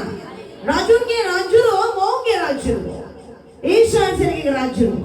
මේ පොළවේ ඉන්න හැම රජ කෙනෙක්ගේම රජුරෝ රජුන්ගේ රජුරෝ ස්වාමීන්ගේ ස්වාමියා තමයි අපේ දෙවියන් වහන්සේ. ඒ දෙවියන් වහන්සේ ඔවුන්ගේ රජ වෙලා ඉන්නවා. මොවුන් දන්නේ නෑ මොනවද ඉල්ලන්නේ කියලා. අද පොළවේ මිනිස්සු එදා වගේම අදත් ඒ වගේ තමයි. Taman ඉල්ලන්නේ මොනවද කියලා ඔවුන්වත් දන්නේ නැහැ. ඇසෙන් පේන දේ තියන ඇස්වල පෙනීමේ ඇටියට ඔවුන් දෙවියන් වහන්සේගෙන් කාරණා ඉල්ලනවා. ඔවුන් ආත්මිකව මේ කාරණා දකින්නේ නැහැ. ආත්මිකව කාරණා විමසන්නේ නැහැ. දේව අභිමුඛයේ වාඩි වෙලා දෙවියන් වහන්සේ කවුද කියලා ඔවුන් තේරුම් ගන්නේ නැහැ. දෙවියන් වහන්සේ කියනවා ප්‍රශංසා කරනවා, ගීතිකා කියනවා, අප්පඩි ගන්නවා, ආත්මෙන් පිරෙන ඔක්කොම කරනවා. නමුත් මේ දෙවියන් වහන්සේ කවුද කියන සම්පූර්ණ තේරුම් ගැනීම මනුෂ්‍යයා තුළ නැහැ. ඒ නිසා ගොඩක් වෙලාවට අර්ථය එන්නේ නැහැ උන්ට. කල්පනා කරන්නේ නැහැ. අද දවසේ මම කල්පනා කරා මා පව් කළා ඔබ මා උදෙසා ලේ වගුරා. මොකද මේ ඉතුරු ටික? ඔබේ ධර්මයේ කළා. මේක අපි ඇත්තටම කී දෙනෙක් අර්ථයත්ව කියනවාද? මා පව් කළා ඔබ මා උදෙසා ලේ වගුරා ඔබගේ දරුවෙකු කරා. මොකද ස්වාමිනේ මගේ අතෙන් පයෙන් කකුලෙන් සිතින් ක්‍රියාවෙන් කරපු පව් වලට සමාදෙන එකම වාක්‍ය පටන් ගන්න දවසේ මරණ දවස දක්වාම එච්චර තමයි. අතෙන් කරපු පාපේ කකුලෙන් කරපු පාපේ හිතින් ඒක එකපාරම අර මේ මොකද කියන්නේ ෆැමිලි මීල් එකක් තියෙන හැපි මීල් එක මැක්ඩොනල්ඩ් එකේ. පැක හැපි මීල් එක දෙනවා මේක ඇතුලේ තියෙනවා බනිස් ගෙඩිය තියෙනවා ස්ට්‍රෝ එක තියෙනවා බීම් එක තියෙනවා අර ටිකක් තියෙනවා. එච්චරයි. හැපි මීල් කියවම ඒක එහෙම වෙනවා. ඒ වගේ අපේ ජීවිතේ හේතු මං කියන්නේ ඒක වැරදි කියලා නෙමෙයි. ඔබ හේතු ගන්නේ නැහැ කියලා මං කියනවා. ඒක මොහොතක් මේ ගීතිකාව තුළ Taman තනි වෙනවනම් මා පව් කරා මොකද්ද ඔබ කරපු පාපේ? ස්වාමීනි මගේ අතින් කරපු පාප වලට සමා වෙන්න. මොකද්ද ඔබ අතින් කරපු පාපේ? පොඩ්ඩක් කල්පනා කරලා බලන්න ඔබ අත්වලින් ඔබ කරපු පාපේ මොකද්ද කියලා? සෝගේ සිතින් කරපු පාප වලට සමා වෙන්න. මොකද්ද ඔබ සිතින් කරපු පාපේ? මොකද්ද හිතින් කරපු පාපේ? හැඟීමක් නැහැ, හේතු ගැනීමක් නැහැ, තේරුම් ගැනීමක් නැහැ. ඔහි කියනවා. සිතින් කයින් වචනෙන් ක්‍රියාවෙන් පංච ඉන්ද්‍රියෙන් කරව සියල්ලට සමාව දෙන්න. හරියට ගිහිල්ලා ෂවර් එකේ යටි ඉඳගෙන වතුර බල ඇරියම ඔළුවේ ඉඳලා කකුල් දෙකම තෙමෙනවා. නෑම. ඒ වගේ නෙමෙයි මේ දෙවියන් වහන්සේගේ අභිමුඛයට එනකොට හැම මොහොතෙම ඒ ගීතිකාවේ වචනයක් පාසා ඔබව එතන තියලා ඔබගේ පාපයන් ගැන ඔබ මෙනෙහි කරන්ට මේ ගීතිකාව ඔබට උදව් කරනවා ඒකට. මේ ගීතිකාව තියෙන්නේ කියලා පාස්ටර්ගේ නමස්කාරය ඉවර කරන්න නෙමෙයි. ඒ ගීතිකාව තුළ තමන්ව තමන් සෝදිසි කරන්න. තමන්ව තමන් සෝද ගන්න පවිත්‍ර වෙන්න. නැවත ඒක කරන්නේ නැහැ කියන තැනට අපි එන පිණිසයි. වචන වලින් කරපු පාපය ඒක වෙච්චම අපි කරන්නේ මොනතරම් අසික්කිත දේවල් මේ මුඛයෙන් අපි කරනවද? පොඩ්ඩක් හිතලා බලන්න.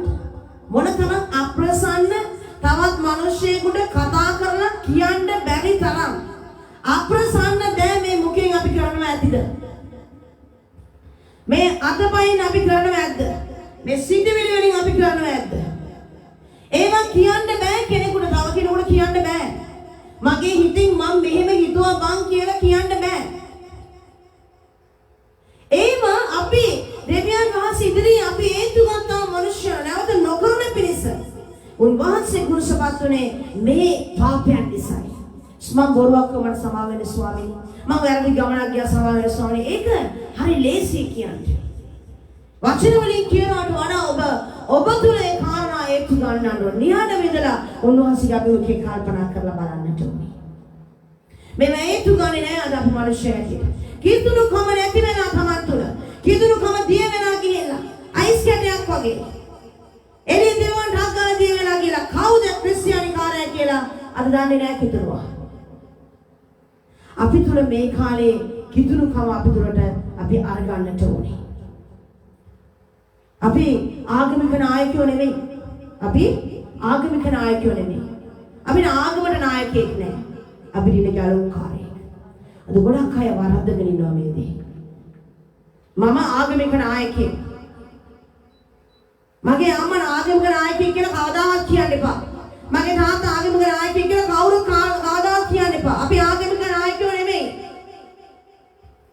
අපි ජීවමාන දෙවියන් වහන්සේගේ මේ කාර්යය ඊට වඩා උන්වහන්සේගේ දරුකම උන්වහන්සේ අපිට දීලා තියෙනවා. මේවා අපි හේතු ගන්නට ඕනේ. මේවා අපි තේරුම් ගන්නට ඕනේ. අපි මොන තරම් දේශනාවල් අහලා අපුඩි ගහලා ගියත් වැඩක් නැහැ. ඔබ තුලට ගිහිල්ලා ඔබව පරීක්ෂා කරන්න බැරි නම් ඔබට ඔබ සෝදිසි කරන්න බැහැ. ඔබ කවුද කියන ඔබට තේරුම් ගන්න බැරි නම් වැඩක් නැහැ. නෙබුකද්නේසර් කියලා කියන්නේ තාම බල සම්පන්න රජ කෙනෙක්. ලෝකේ පාලනය කරන රජ කෙනෙක්. ඔහුගේ මහිමා ශ්‍රීය මුළු පොළොව පුරා පතවන වෙලා ගියා. ස්වාමීන් වහන්සේ පෙන්නනවා ඒ ගහෙන් මුළු පොළොවේ ඉන්න සකල ජාතීන්ට කෑම තිබුණා. ඊටාම උඩඟු රජ කෙනෙක්. ඊටාම හොඳ නිර්මාණයන් කරපු රජ කෙනෙක්. ඊටාම විශිෂ්ට නිර්මාණයන් ගොඩනැගිලි කරපු රජ කෙනෙක්. නමුත් ඔහුගේ සිත උඩඟුයි, ඔහු දුෂ්ටයි, ඔහු නපුරුයි. ස්වාමීන් වහන්සේගේ නියමය ඔහු වෙතට ආවා.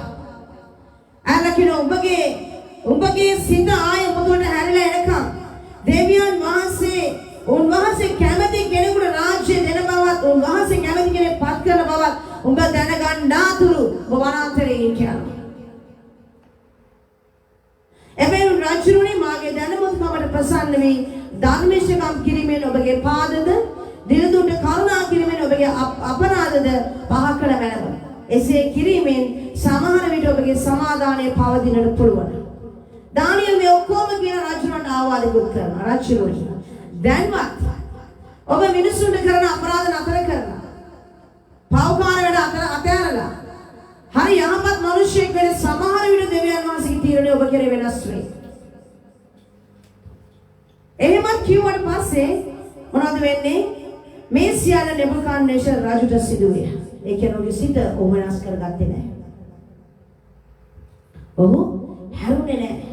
අර්ථය මේකයි කියලා දැනගත්ත ඔහු දන්නවා දෙවියන් වහන්සේ කලින් ඔහු ස්වප්නයක් පෙන්නුවා. ඊට පස්සේ ඔහු ගිනිවිලට දැම්මා. ශාද්‍රාක් මෙෂක් අබෙද්නෙගෝව දැම්මා. ගිනිවිලේදී දෙවියන් වහන්සේ ආරක්ෂා කරා.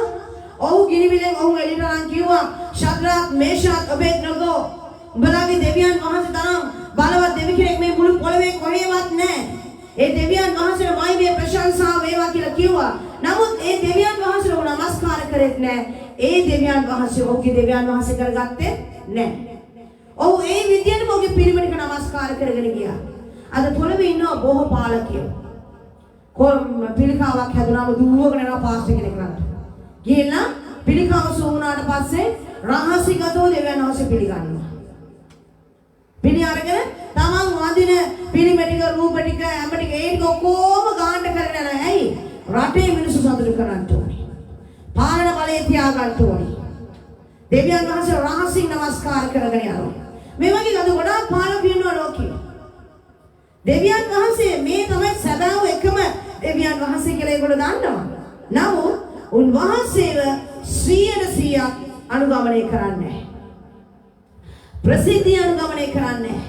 ප්‍රසිද්ධිය මේ දෙවියන් වහන්සේ ගැන ප්‍රකාශ කරන්නේ නැහැ.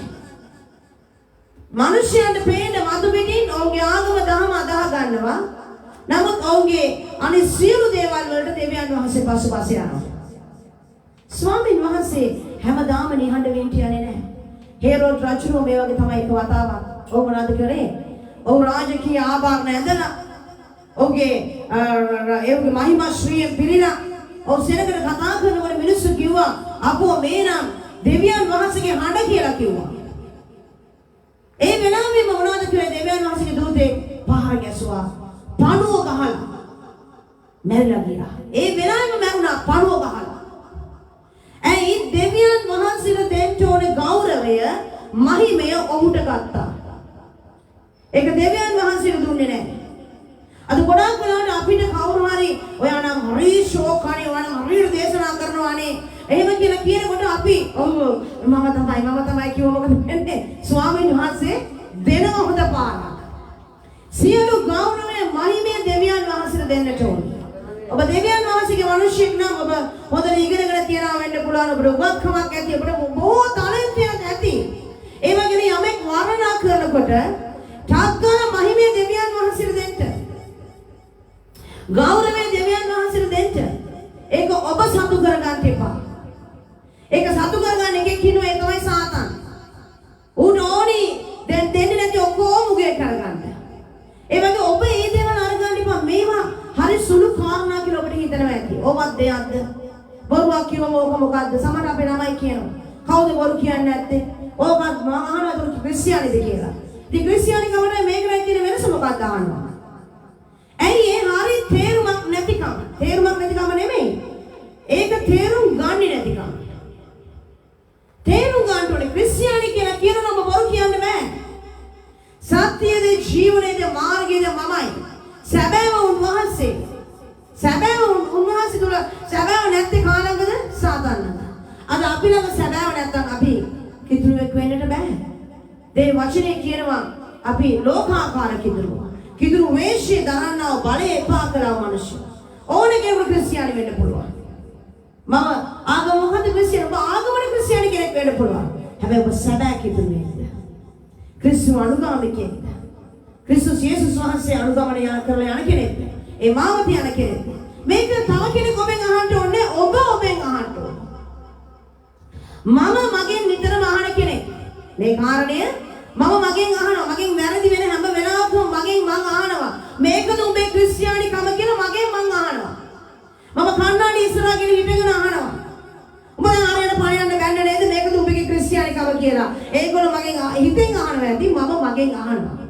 අහලා ඒ වෙලාවෙම ස්වාමීන් වහන්සේ දුර පසුතැවිලා නිවැරදි වෙනවා. ස්වාමීන් සමාවෙන්න. මගෙන් අද දවසේ සැබෑ කිතුරුකම ගිලිහිලා ගියා. කිතුරු වේශය ගන්න මිනිස්සුන්ට මම පරිවර්තනය වුණා. මට සමාවෙන්න. මාතුරු උඩුකම අවස්වල් මට සමාවෙන්න. මාතුරු ඉරිෂ්‍යාවම සමාවෙන්න. මේ දේවල් මාතුරු තියලා මේ දේවල් අපෙන් වෙනවා. හැම කෙනෙක්ගෙම වෙනවා ඔබ මාගේ. නෑ කියලා කියනවනම් මේ මිනිස්සයා බොරුකාරී. අපිට තියෙන්නේ මොනවද? මේ දේවල් අපි තුලට මෝදුන ගමන් ඨක්කාර ඒක තේරෙන්න ශුද්ධාත්මයන් වහන්සේ තුල ඉන්න ඕනේ. අපේ වැරදි අපිට හේතු ගන්නන්නේ ශුද්ධාත්මයන් වහන්සේ. ශුද්ධාත්මයන් වහන්සේ ඔබ තුල නැති නිසා තමයි මොනවද වෙන්නේ තේරෙන්නේ නැහැ. ඒක වරදක්ද මේක වරදක්ද කොහොමද එහෙම වෙන්නේ කියලා ඔබ වාදයට අරගලයට මොකද කරන්නේ වාද කරලා ජය ගන්න හිට ගන්න නේද? ශුද්ධාත්මයන් වහන්සේ ඔබ තුල නැහැ. ශුද්ධාත්මයන් වහන්සේ බෝධාලා ගිහිල්ලා ශුද්ධාත්මයන් වහන්සේ බෝධාරලා ගිහිල්ලා ඒ නිසා අපිට තේරෙන්නේ අපිට දැනෙන්නේ හරියට හොගාලා අඬන්න ඕන කාලයක්. ශුද්ධාත්මයන් වහන්සේ නැත්තම් උඹට ස්වර්ගය නැහැ. ශුද්ධාත්මයන් වහන්සේ නැත්තම් දෙවියන් වහන්සේ නැහැ. ගොඩක් වෙලාවට මම කියනවා කඩපාඩිය උඹට අන්නේ වාසාව කියන්න එපා. ඔබ මොල් දවසේ අන්නේ වාසාව ලබා ගත්තාට පස්සේ ඒක මරණ තාක්කල් ඒකම තමයි. වචන 4-5 කතා කරලා මරණකම් මේ වචන ටික දැනගන්න ටික කටපාඩම් වෙනවා. අලුත් කරගන්න ඔබගේ ශුද්ධාත්මයන් වහන්සේ තුළ අන්‍ය භාෂා ආශාවෙන් අඩුම ගානේ දන ගහලා මේ භාගයක් යාචනා කරන්න. අද කිතුනවා ගොඩාක් අමතක කරලා මේ කාන්‍ය භාෂාව ගැන. හොඳට යාචනා කරනවා ප්‍රශංසා කරනවා ගීතිකා කියනවා සුද්ධාත්මයන් වහන්සේක කිසිම ගනුදෙනුවක් නැහැ. ස්වාමීන් වහන්සේ ප්‍රශංසාව මහිමේ වේවා ගෞරවය බලවන්තයි ජීවමානයි ඔක්කොම කියනවා නැගිටලා යනවා. දැන් මේ පොළවේ කවුද මේ වෙලාවේ අපිත් එක්ක ඉන්නේ? කවුද ඉන්නේ? සුද්ධාත්මයන් වහන්සේ. එහෙනම් දෙවියන් වහන්සේ මා යන්නටම ඕනි. මම ගියේ නැත්නම් එයා එන්නේ නැහැ. කවුද සුද්ධාත්මයන් වහන්සේ? සැලසිලි කාර්යයන් වහන්සේ එන්නේ නැහැ. උන්වහන්සේ යන්නටම ඕනි. උන්වහන්සේ ඒ නිසාමයි ගියේ. කාවද? සැලසිලිකාර ආත්මයන් වහන්සේ අපට දෙන පිරිස. ඒ සුද්ධාත්මයන් වහන්සේ තමයි දැන් අප තුල වාසය කරන්නේ. සියලු සත්‍යතාවයන් කරා අපව රැගෙන යන්නේ. සියලු සත්‍යතාවයන් අපට ප්‍රකාශ කරන්නේ. මේක වැරදි මේක ආරි කියලා උන්වහන්සේම අපිට හේතු ගන්නවන්නේ. ඒ තනත් වහන්සේ එක්ක සම්බන්ධතාවයක් නැති ක්‍රිස්තියානි කාර්යයේ කොහොමද ක්‍රිස්තියානි කියලා කියන්නේ? කොහොමද ඔබ උඩගුද නැද්ද කියලා අපිට තේරුම් කර දෙන්නේ කවුද? ඒ සම්බන්ධයක් නැහැ. පෙම්වතියක් ඉන්නවා දෙන්න අතර කිසිම සම්බන්ධතාවයක් නැහැ. අවුට පෙම්වතිය කියලා කියනවද? නැහැ. සම්බන්ධතාවයේ තියෙන තාක්කල් තමයි ඕනම දෙයක් නැදී තියෙන්නේ. ඒක අපි දන්නවා. නමුත් මේ ඔක්කොම දන්න අපි දෙවියන් වහන්සේ එක්ක සම්බන්ධතාවය ඇති කරගන්නේ නැහැ. නෙබුකද්නේසර් රජු දෙවියන් වහන්සේ ඔහුගේ රාජපාලනය පහ කර දැමුවා. ඔහු වනාන්තරයට පන්නා දමනු ලැබුවා. ඔහුගේ කොණ්ඩය රාජාලියගේ වගේ පියාට වගේ වැවෙන්න ගන්න පටන් ගත්තලු. ඔහුගේ නියපොතු වනහේගේ නියපොතු කොටියේගේ නියපොතු වගේ ඔහුගේ නියපොතු වැවෙන්න ගත්තා. ඔහු වනයේ තිබුණ තනකොළ කෑව හරකෙක් වගේ සත්තු ඉරාගෙන කන්න ඇති. ආකාශයේ පින්නට තිබුණා. එක වස්ත්‍රයක් තිබුණේ නැහැ. මේ ආකාරයෙන් ඔහු කාලසතක් පසු කළා. නැවත ඔහු තුළ සීබුද්ධිය ආවට පස්සේ ඔහු තේරුම් ගත්තා දෙවියන් වහන්සේ. උන්වහන්සේ මහෝත්තර වූ දෙවියන් වහන්සේ. උන්වහන්සේ කැමති කෙනෙකුට පාලනය දෙනවා. කැමති කෙනෙක්ගෙන් ගන්නවා. මේ ලෝකයේ දෙවියන් වහන්සේ තරම් බලවත් කිසි කෙනෙක් නැහැ කියලා තේරුම් අරගෙන ඔහුගේ ශාක්ෂිය ඔහු ලියන්න ගත්තා. හැම කෙනෙකුටම හැම භාෂාවකම මුළු ලෝකෙටම ඔහුගේ වචන වලින් ඔහුගේ අත්අඩංගු වලින් ඔහු ලියා යවනවා. දෙවියන් වහන්සේම දෙවියන් වහන්සේ. උන්වහන්සේ අර වෙන දෙවි කෙනෙක් නෑ. අපිට අහගන්න යමු ගීතාවලිය දෙවෙනි පරිච්ඡේදයට අපි පෙරලගමු. ගීතාවලිය දෙවෙනි පරිච්ඡේදයේ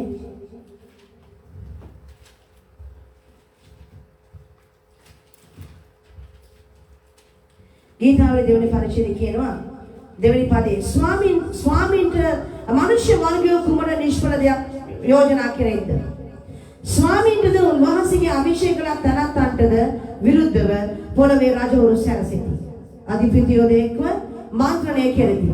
අපි ඔවුන්ගේ බැමි කඩා දමා ඔවුන්ගේ ලනු අප කෙරෙන් ඉවතුලමියයි කියති. පොළවේ රජවරු පොළවේ පාලකයෝ නීති රීති හදනවලු මොනවාද? මනුෂ්‍ය වර්ගය එකතු වෙලා නිෂ්ඵල දෙයක් යෝජනා කරනවලු. මොකද්ද මේ යෝජනාව?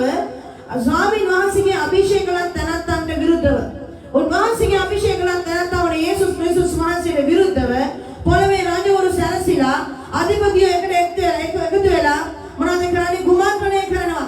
සැලසුම් හදනවා. අලුත් නීති රීති ගේනවා. ගෙනලා ඔවුන් කියන මොනවද කියන්නේ? අපි ඔවුන්ගේ බැමි කඩා දමමු.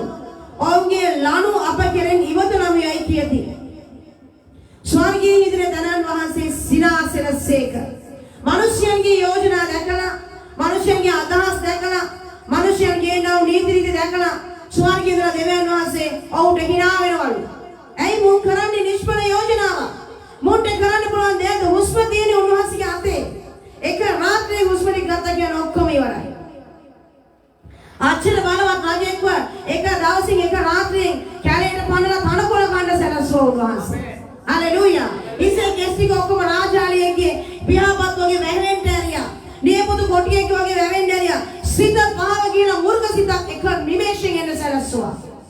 මේ දෙවියන් වහන්සේට විරුද්ධව පොළවේ රජවරු පාලකයෝ එකතු වෙලා මොනවද කරන්නේ? නීති හදනවා. දෙවියන් වහන්සේගේ අභිෂේක කළ තැනත්තා යේසුස් වහන්සේට විරුද්ධව උන්වහන්සේගේ අනුගාමිකයන්ට විරුද්ධව මවුන් සැලසුම් හදනවා. ඒවා බලලා අහලා දෙවියන් වහන්සේ සිනාසෙනවා. ස්වාමීන් වහන්සේ ඔවුන්ට පරිහාස කරනසේක. ඒ විතරක් නෙමෙයි උන්වහන්සේ ඔවුන්ට විහිළුවක් කරනවා. අපි දැක්කා එක වෙලාවක් එරියක් කරනවා මෙන්න මෙහෙම විහිළුවක්.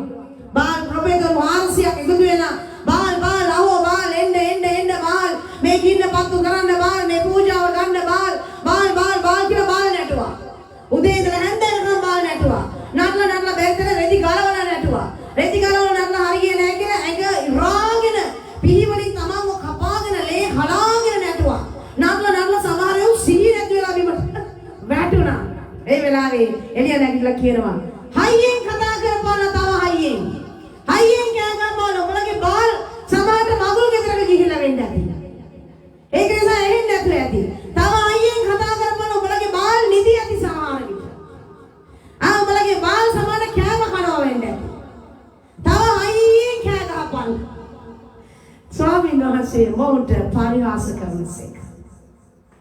උන්වහන්සේ ඔවුන්ට hina වෙනව විතරක් නෙමෙයි උන්වහන්සේ උඩ වීලු කරනවා පරිහාස කරනවා. ඒකල උන්වහන්සේ කෝපෙන් ඔවුන්ට කතා කොට තමන් උදහසින් ඔවුන් කලබලසේ මම සියොන් නම් මාගේ පිරිසුදු කාන්ද මතුවේ මාගේ රජුන් පීඨමේ කියනසේක. මම නියමයේ ප්‍රකාශ කරන්නේ මේ ස්වාමීන් වහන්සේ මට කතා කොට නුඹ මාගේ පුත්‍රය අද නුඹ ජනිත කළෙමි. හalleluya. දෙවියන් වහන්සේට විරුද්ධව කවුරු එකතු වෙලා පුතේ මොන දේ කරත් ඒ දේ සඵල වෙන්න යන්නේ නැහැ. ඔබ මොන දේ කරත් ඔබ කියන්නේ ව්‍යාපාරයක් වෙන්න පුළුවන්. ඔබ කරන්නේ රැකියාවක් වෙන්නට පුළුවන්. ඔබ යම් කිසි නිලධාරියක් දරන කෙනෙක් වෙන්න පුළුවන්. ඔබ මොන දේ කරත් ඔබ තුල යටහත් පහත්කම නැත්නම් දෙවියන් වහන්සේ ඔබ තුල ක්‍රියා කරන්නේ නැහැ. ඔබ කිතුණුවෙක්ම වෙන්නට පුළුවන්. නමුත් ඔබට දෙවියන් වහන්සේගේ යටහත්කම නැත්තම් ප්‍රධාන වශයෙන්ම කිතුණුවෙක් තුල තිබෙන වලේ තමයි යටහත් පහත්කම. කිසිම දෙයක් කෙරෙහි ඔබ උඩඟු වෙන්න එපා. කිසිම දෙයක් කෙරෙහි ඔබ ආඩම්බර වෙන්න එපා. මේ ආඩම්බරය ඔබ බිමටම ඇද දානවා. මේ පොළවේ ආඩම්බර වෙච්ච කිසි කෙනෙක් දෙවියන් වහන්සේට විරුද්ධව තමන් උසස් කරගෙන ආඩම්බර වෙච්ච එක කෙනෙක්වත් මේ තුරු මේ පොළවේ සඵල වුණා ජයගත්තා කියලා ලෝක ඉතිහාසයේ කොතනකවත් සඳහන් වෙලා නැහැ. ස්වාමීන් වහන්සේම දෙවියන් වහන්සේ. ඒක මුළු පොළවේම රජවරු දන්නවා. මේ පොළවේ මිනිස්සු දන්නවා. නමුත් ඔවුන් කැමති නෑ දෙවියන් වහන්සේට යටත් වෙන්න. ඔවුන් කැමති නෑ යටත් වෙන්න. දන්නේ නැති කම නිසා නෙමෙයි කැමති නෑ යටත් වෙන්න. දෙවියන් වහන්සේගේ උදහස පැමිණෙනවා. උන්වහන්සේගේ නියමය එන්ටනවා වෙලාවක. අද දවසේ උඩඟු මිනිස්සෙක් නා ඔබ කිතුණුවෙක් වෙනා ඉඳලා යම් කාරණයක් නිසා පොඩි හෝ උඩඟුකම ලොකු හෝ උඩඟුකම ඔබ තුළ තිබෙනවා නම් දානියෙල් ස්වප්නය රජුණට තේරුම් කරලා දීලා කිව්වා රජුණනි ඔබ තාමත් ප්‍රමාද නැහැ. ඔබ තාමත් ප්‍රමාද නැහැ. ඔබට පුළුවන් මේ වෙලාවේ ඔබගේ දුෂ්ටකම පහ කරලා දාන්න. දිනදුට අනුකම්පා කරන්න. අයිතිකම අතාලා දාන්න. දෙවියන් වහන්සේ ඔබට අනුකම්පා කරයි. ඒ වගේම දවසේ ඔබගේ සිතේ තිබෙන උඩඟුකම, ලොකුකම, මාන්නය මොකමන හෝ කාරණයක් නිසා දෙවියන් වහන්සේ මේ කාරණේ ඔබට කතා කරන්න සිතන්ට ඇති. ඔබ මේක අතහැරලා දාපන්. මේක අහපු වෙලාවෙම. නැත්නම් නෙබුකද්නෙසර් රජුන් කෙරේ පැමිණියේ විපත්තියෙන් විපත්තියක් දෙවියන් වහන්සේ ඔබට නියම කර තිබෙනවා. ඒ විපත්තිය ඔබ කරා ඇවිත් ඔබ අහලා ඔබ විනාශ කරලා දමන්න ප්‍රථමයෙන් මේ වචනේ අහලා දැමම හැරෙන්න ඕනි. තමන්ගේ උඩඟුකම අතහැරලා දාන්න ඕනි. ස්වාමීන් වහන්සේ යටත් වෙන්නට ඕනි.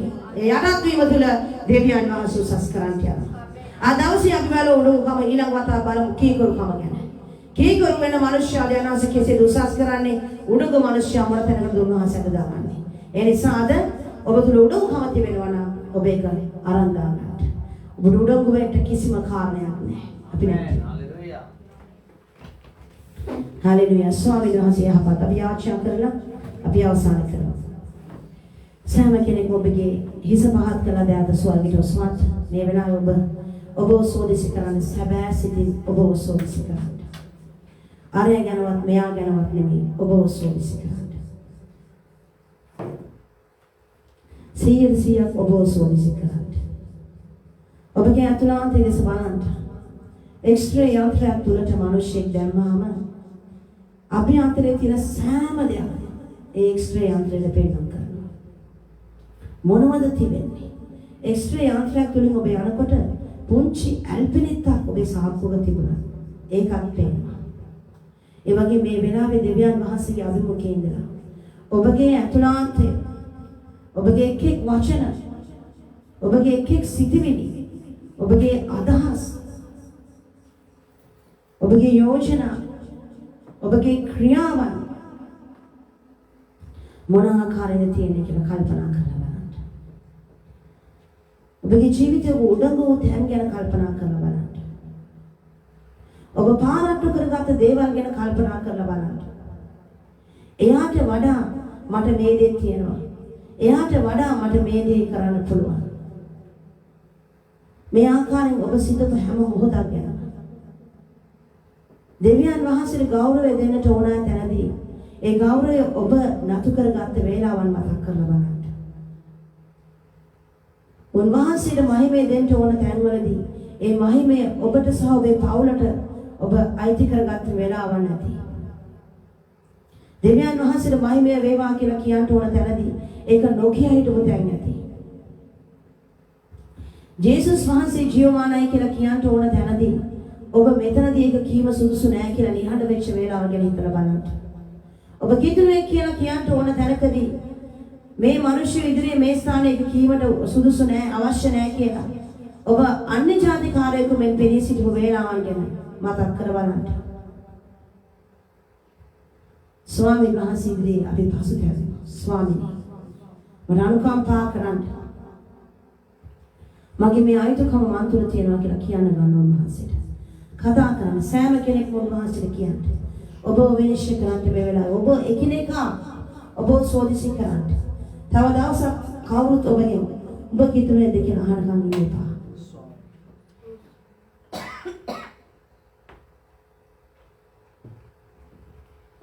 සැබෑ කිතුනේ කන්දවසේ උන්වහන්සේ මෙතට හැරියෙන්නට. අපි එක එක්කෙනා හිතට ගමු. අපි ගිය සතියේ දේවදාසයාගේ දේවමයේදී දාවිද් සිතට එකඟ 16ක් කියලා අපි ඉගෙන ගත්තා. අපි හැම කෙනෙක්ම දැන හෝ නොදැන උන්වහන්සේගේ අභිමුඛයේ පොළොන්දු වුණා. ඔබ දෙවියන් වහන්සේගේ සිතට එකඟ 16ක් ලෙස ඉන්නවා කියලා අපි කිව්ව ඔක්කොම ඔව්. ඔබ කවුද අද කියලා අපි කිව්වා අපි දෙවියන් වහන්සේගේ සිතට එකඟ 16ක් කියලා. හැම මොකයක්ම අරලා කිව්වා. ඔබ දෙවියන් වහන්සේගේ සිතට එකඟ 16ක්. එසේනම් උන්වහන්සේගේ සිත ඔබ දැනගන්නට ඕනේ. උන්වහන්සේගේ සිතේ තිබෙන මොනවද කියලා ඔබ දැනගන්නට ඕනේ. දාවිද් දෙවියන් වහන්සේගේ සිතට එකඟ 16ක්. උන්වහන්සේගේ සිත තුළ ඉන්නව තැපෙමින් ඉන්නව පුද්ගලයා. ඒ පොරොන්දු මේ සත්‍ය වෙනකොට ඔබ කඩලාද? උන්වහන්සේගේ සිතට එකඟ 16ක් කියලා ඔබට අමතක වුණාද? ඔබ දෙවියන් වහන්සේ තෝරගත්තා වූ අභිෂේක මිනිස්සෙක් කියලා අමතක වුණාද? ආයෙ අද සමාවින ලබන සතියේ ඒ ප්‍රශ්නේ ඇහුවාම ආයෙ සමාවෙන්න කියන්න එපා. අපිට හැමදාම සෝද මඩේ දාන මිනිස්සෙක් වෙන්නට බෑ. හැමදාම ඊරි මඩ වලට හැරියන්නා වූ ඊරියක් වගේ අපිට ජීවත් වෙන්න බෑ. බල්ලා වමනේට හැරියන්නාසේ වමනේ කරා ආයෙ ගිහලා බල්ලා ඒ වමනේ කාදමනවා. අපි ඒක දැක්කම කියනවා අනේ චී ජරාව. ඒ නිසානේ අපි කියන්නේ මුන්ට බල්ලෝ කියලා. නමුත් ඔබ ටිකක් කල්පනා කරලා බලන්න. ඔබගේ පාපය ඔබ වමාරලා ස්වාමීනි මම මේ පාපය ආයෙ කරන්නේ නැහැ. මට සමා වෙන්න. මම මේක අද අතාරිනවා ජේසුනේ කියලා. උඹ කීසරයක් ඒ පාපය වමාරලා උඹ ආයෙ උන්වහන්සේගේ අභිමුඛයෙන් එළියට ගිය ගමන් මේ පාපය කාලා ඇද්ද? අපේ ජීවිතවල කොතනද තිබෙන්නේ? අපේ සිත දෙවියන් වහන්සේ මහා කරලා මුර්ගාකාර සිතක් දෙනතුරු ඔබ බලාගෙන ඉන්නවද? එසේත් නැත්නම් අද දවසේ හරියාකාරව, නිසියාකාරව, නියමාකාරව උන්වහන්සේ තුළට හැරෙන්න යනවද? කුමක්ද ඔබ කරන්න යන්නේ? උන්වහන්සේගේ පැමිණීම ඉතාම ආසන්නයේ තිබෙනවා. ඒක කොයි මොහොතේද කියලා දන්නේ නැහැ කියන්නට. ඔබ ඉහළ මාන මිනිස්සෙක් වෙලා ඉන්නවද? අද දවසේ කීවතා ඔබ ඉහළ ආකාශය දෙස බැලුවාද? බලලා උන්වහන්සේගේ පැමිණීම සිහි කරාද? නැත්නම් උදේ ඉඳලා හැන්දෑව වෙනතුරුම පොළව දිහා බලාගෙන පොළවේ තිබෙන කාරණාව කල්පනා කරමින් ඉන්නවාද? අද දවසේ ඉඳලා අවසිතට ගන්න. ඔබ දවසකට අඩුම ගානේ 3 වතාවක් 2 වතාවක් 7 වතාවක් ආකාශය බලන්න අමතක කරන්න එපා. එසේ අමතක වෙනවා නම් ඔබේ ෆෝන් එකේ එලාම් එකක් තියාගන්න. ඒ එලාම් එක වදිනකොට දුවගෙන ගිහින් ආකාශය දෙස බලන්න. ඔබට මතක් කර දෙවි ඔබ පොළවට අයිති මිනිස්සෙක් නොවේ. ඔබ ස්වර්ගයට අයිති මිනිස්සෙක්. ඒ නිසා පොළවේ කාරණා නෙමෙයි. උන්වහන්සේගේ කාරණා ස්වර්ගික කාරණා සොයාපන්න. උන්වහන්සේගේ පැමිණීමේදී ඔබ යන්න සුදුසු මිනිස්සෙක්ව සිටින පිණිස ඔබගේ ජීවිතයේ වැරදි වෙනේවා අඩුපාඩු වෙනේවා පාප සිදුවීම බොහෝසෙයින් අඩු වේවි. නැගිටින්න එලාම් එකයි, කන්න එලාම් එකයි, යන්න එලාම් එකයි, අඳින්න එලාම් එකයි, වාඩි වෙන්න එලාම් එකයි. හැම දෙයකම ඔබේ ජීවිතයේ වෙනම තියෙනවා වගේ ස්වර්ගයේ කාරණා සොයන පිණිස ආදීන අලුතෙන් එලාම් එකක් සෙට් කරන්න. දුවගෙන ගිහින් ආකාශය දෙස බලන්න. ආකාශය දෙස බලන උන්වහන්සේට ප්‍රශංසා කරන්න. ස්වාමීනි මේ වලාකුළු අතරින් ඔබ එන්නට යනවා කියන්නේ. ඔබගේ දෑත වලාකුළු අතරට ඔසවලා ස්වර්ගයට ඔසවලා කියන්නේ ස්වර්ගයේ සුදුසු මිනිස්සෙක් කරන තාත්තේ. මගෙන් වෙන අඩුපාඩු පාප මගෙන් දුරු කර දමන්න. මට ඔබ වෙතට හැරියෙන්නට ඕනේ. මාව වහන්සේ සුදුසු මිනිස්සෙක්වට ඔබ වහන්සේ සකසන්න කියලා උන්වහන්සේට කියන්න. මේ ආකාරයෙන් ඔබ කරන්න පටන් ගත්තොත් ඔබගේ ජීවිතය වෙනස් වෙන්න යනවා මගේ දරුවනි. ඔබගේ ජීවිතයේ ඔබ දෙවියන් වහන්සේට අයිති මිනිස්සෙක්. ඔබ මේ පොළොවට අයිති නැහැ කියන එක ඔබට දවස පුරාම මතක් වේවි. එසේ වෙනකොට ඔබේ ජීවිතෙන් අඩුව පාඩුව දුර වෙලා යනවා. පාපය ඔබෙන් ඉවත් වෙලා යනවා. පොළොවේ කාරණා සෙවීම ඔබගෙන් ඈත් වෙලා යනවා. ඔබ දෙවියන් වහන්සේගේ කාරණා තව තවත් සොයන්න ගන්නවා. ඒ වෙනකොට දෙවියන් වහන්සේට පුළුවන් ඔබ පාවිච්චි කරන්න. උන්වහන්සේට පුළුවන් කවරේ කියවුද යන්නේ කවුද කියලා කියනවා තනන් වහන්සේට ඔබව ඔසවන අරගෙන උන්වහන්සේගේ වැඩේට යවන්නට පුළුවන් කාර්කම තියෙනවා. අද දවසේ අපි උන්වහන්සේ වෙතට හැරෙමු. අපේ සියලුම ලොකුකම් අපේ සියලුම ලොකුකම් අපි අතහැරලා උන්වහන්සේ වෙතට හැරෙමු. ස්වාමීන් වහන්සේට ආශිර්වාද කරනසේ ජීවමාන ධර්මිෂ්ඨ දෙවියන් වහන්සේ පියාණනි අද දවසේ අපිට අපදෙස හැරී බලන්නට ඔබ වහන්සේ සලස්වපු ශාස්ත්‍රදී මගේ පියාණනි ඔබ වහන්සේ මට මා දෙස බලන්නට සලස්සන්නාසේ මගේ පියාණනි හැම කෙනෙකුටම තම තමන් දෙස බලන්නට දිනපතාම බලන්නට සැබෑ වූ තමන් තුළ ඉන්න සැබෑ මනුෂ්‍යයා හඳුනා ගන්නට මගේ දෙවියන් වහන්සේ උපකාර කරන්න. තාත්තේ මේ සතියේ මගේ මේ පව් වලට සමාව වෙන්න කියලා අද අපි සමාව ගත්තා. අපි ළඟන සතියේදී මෙතනට ඇවිත් අපි ඒ පාපයන් වලටම සමාව ගන්න නැති මිනිස්සෙක් වෙන්නට පියාණනි. ඒ පාපයන් හදාගෙන ඇවිත් ස්වාමීනි මේ පාපේ මම නොකර ඉන්න වාසන කරුණාව දුන්නා කියලා අපි ගැන ඔබ වහන්සේගේ අභිමුඛයේ ප්‍රීති වෙන්න පුළුවන්කම ඔබ වහන්සේ කෙනෙකුට ලබා දෙන්න කියලා මම යාචනා කරනවා. ධර්මිෂ්ඨ දෙවියන් වහන්සේ මේ දෙවියෝ මෙහි ඔබට බාර කරනවා පියාණනි. මේ දුවා දහවන් මම ඔබට බාර කරනවා තාත්තේ. ස්වාමී විශේෂයෙන් මේ විපත්ති කාලයේදී මේ දරුවන ආරක්ෂා කරන්න තාත්තේ.